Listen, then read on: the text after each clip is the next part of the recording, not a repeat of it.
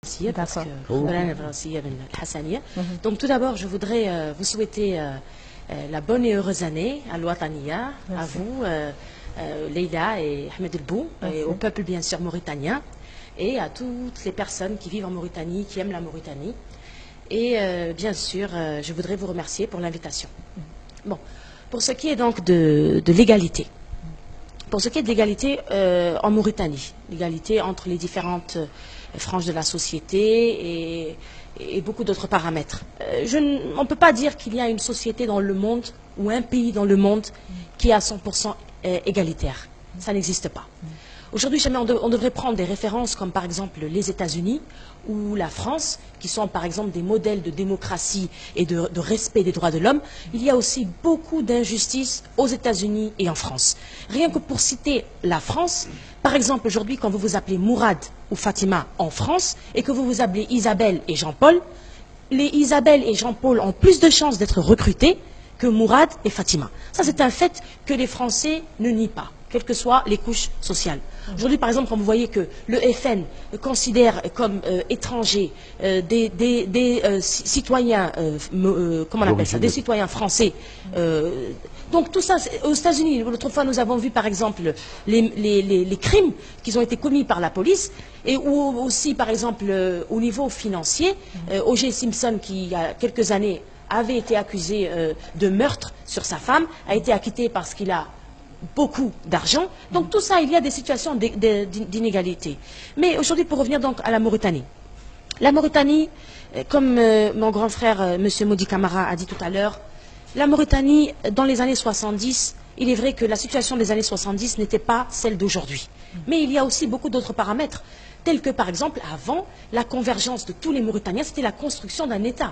La construction d'un État, c'est-à-dire qu'on allait vers la construction d'un État. Donc les gens apprenaient à se connaître et il y avait pour point commun, on ne peut pas le nier. Il y avait une école, c'est tout. Voilà, une école, mais on ne peut pas le nier aussi. Il y avait un système importé, français, qui avait établi certaines règles et qui essayait de mettre tout le monde dans cet apanage et tout ça.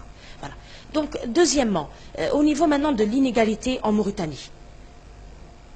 Au niveau même du cercle restreint, il y a une inégalité.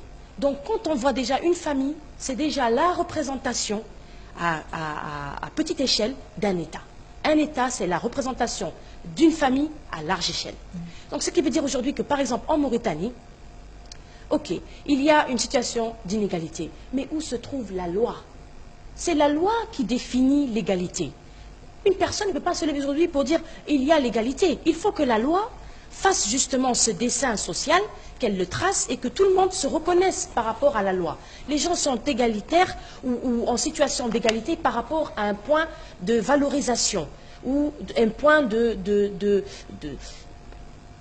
un point de valorisation. Donc il faut que les gens se retrouvent face à la loi. Cette loi qui n'existe pas et qu'on appelle ou à laquelle on fait appel pour des situations extrêmes ou quand il y a des gens dont on ne peut pas résoudre le sort. Donc c'est ça, la loi, le manque d'appel à la loi. Elle est là, elle est inscrite, elle est sur papier, mais on ne fait jamais appel à la loi en Mauritanie. Soit on est gêné, soit on ne veut pas être source de scandale, soit on ne sait pas que la loi est là pour nous protéger. Et aussi, il y a aussi les codes de valorisation, les codes sociaux de valorisation. Toute société doit établir ou définir de manière claire les codes de valorisation. Quels sont les codes de valorisation sociale en Mauritanie? Nous avons traversé en Mauritanie, et personne ne peut le nier, des années extraordinaires d'instrumentalisation, là où les institutions ont été violées, et pour faire place à un nouveau système anarchique, qui a fait qu'aujourd'hui nous avons une génération aujourd'hui qui subit ces conséquences-là. Donc, les codes de valorisation à définir pour que les gens se rejoignent vers ces valeurs-là, et bien sûr la loi. Mais sinon, on ne peut pas se lever un beau matin et dire on a envie d'être dans une société égalitaire. Où sont ces codes de valorisation? Où est cette loi qui définit et qui restreint tout ceci? Voilà. Croyez-vous que l'État, quand tu parles de l'État, je parle de ceux qui nous gouvernent. En fait, l'État, pourquoi il va dans le sens de cette réalisation sociale qui, pour nous, pour tous les États de ce pays, est inégalitaire? Est-ce que vous croyez que l'État va dans ce sens dans les nominations, par exemple, quand on parle de nomination à des postes administratifs. C'est plutôt la société qui prend le relais plutôt que l'État. Pourquoi l'État est faible face à cette Ahmed El-Bou, votre question est extraordinaire. Mais est-ce que vous pouvez aller en profondeur? Comme ça, moi, je peux vous répondre aussi en profondeur. Parce qu'il y a quelque chose que vous ne voulez pas dire, et je vous invite à le dire clairement, s'il vous plaît.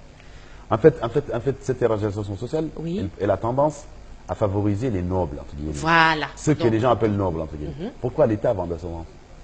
Bon, Est-ce qu'il va dans ce sens d'abord? Et c'est pour qu'il va dans ce sens, pourquoi? Bon, moi, je ne pense pas trop qu'il va dans ce sens-là. Parce que si nous allions dans ce sens-là, il y aurait aujourd'hui une homogénéité de tous les postes. C'est-à-dire que nous aurons, par exemple, des gens des mêmes castes, soi-disant, ces valeurs, soi-disant, ces valeurs, ces contre-valeurs d'ailleurs, traditionnelles. Mais non, il y a différentes personnes, différentes origines. Tout le monde est là, je pense. Tout le monde est représenté. Mais c'est aussi une culture de la société elle-même. Et d'ailleurs, grand frère, je vais vous rappeler une histoire, et d'ailleurs que vous n'ignorez pas sûrement. L'histoire, par exemple, de... comment il s'appelle Boubou, comment il s'appelle déjà Boubou, c'est là. Boubou, non. Oui. Boubou. Boubou Timera. Voilà, Timera. Timera Boubou. Par exemple, Timera Boubou. Monsieur Modi Camara. Donc, voilà. Allez-y. Voilà, non, je voudrais juste vous demander si c'est bien le cas. Maudit Boubou Timera. Boubou Timera. Oui. Il a été nommé au temps de Taïa comme ministre. Hein? Taïa l'a retiré, c'est-à-dire il lui a retiré donc cette fonction parce que soi-disant les Soninké pensaient, si je me trompe, s'il vous plaît, vous me corrigez, grand frère, qu'il n'était pas noble. Alors, voilà, donc ça veut dire que déjà... Pardon? Qu'il ne les représentait pas. Et bon, parce qu'il n'est pas noble, donc on n'a qu'à se dire les choses clairement, qu'il n'est pas... Pourquoi on va faire des détours? Qu'il n'est pas noble, tout court, c'est tout. Donc, qui n'est pas noble? Ben justement. Donc voilà, donc c'est un problème déjà social. Et je voudrais vous demander, grand frère, est-ce que c'est le cas? C'est une question embarrassante parce que les gens ne vont pas se réunir pour dire Vlen Maïmesselne. Ce qui est sûr, c'est que la rumeur, comme on dit, a effectivement circulé. Et d'habitude, on dit qu'il n'y a pas de feu sans fumée ou il n'y a pas de fumée sans feu. Ce que je peux dire par rapport à cette question, et je parle sous le contrôle de tous ceux qui nous écoutent, c'est que il y a effectivement un système qui existait, comme vous l'avez dit, on l'a hérité des grandes familles, le Khiam, le Kbar, vous le savez, vous n'avez qu'à prendre toute la nomenclature des années d'avant l'indépendance et de juste après l'indépendance, ceux qui avaient été mis en orbite, ceux qui avaient hérité du système sont connus. Donc, pour vous répondre tout simplement... Monsieur, on est d'accord que ça existe. Mais pourquoi l'État est obligé à aller dans ce sens? C'est ce que je pense que la question... Quand on a le pouvoir, on est obligé d'aller dans ce sens. Mais vous savez, on a l'impression que quand on peut, on veut. Mais d'habitude, on dit que c'est quand on veut qu'on peut. Par rapport au pouvoir, le plus souvent, le pouvoir ne fait pas toujours ce qu'il veut. C'est connu.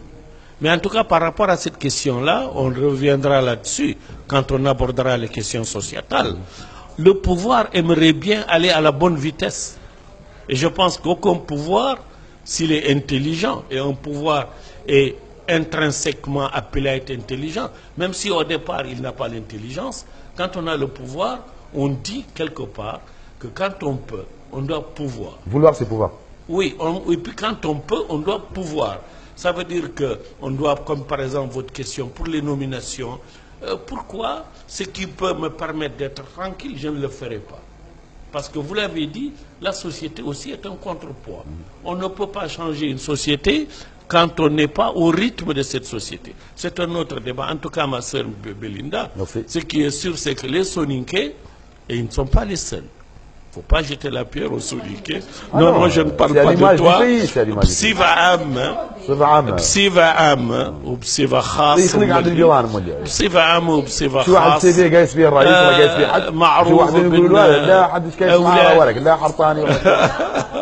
Oui, oui.